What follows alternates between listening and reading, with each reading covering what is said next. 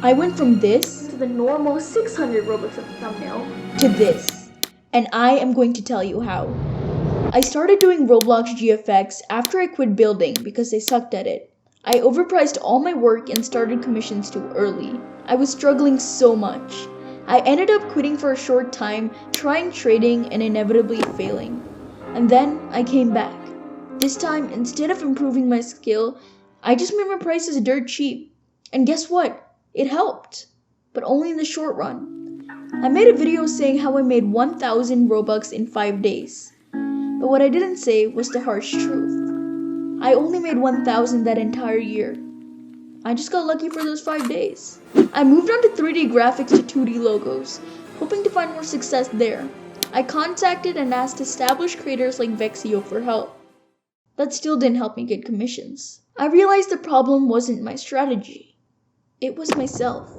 See, for so long, I was obsessing on how to get money like the Nextsoft GB or i5K instead of improving my own skill and doing what I love most, art.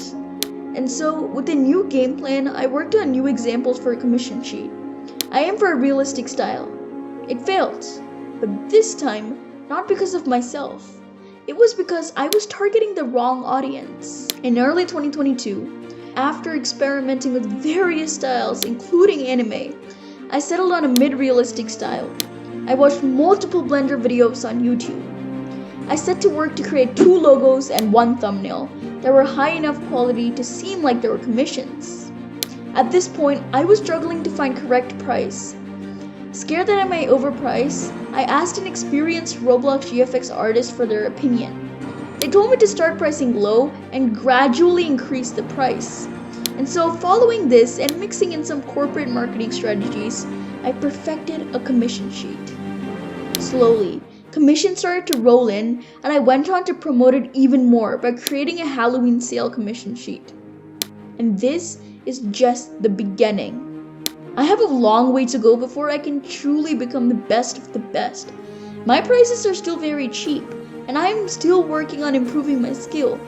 But the point of this video isn't to show how great I am. It is to inspire small developers like me and make them realize that if I can grow a GFX business in 1 month, then you can too.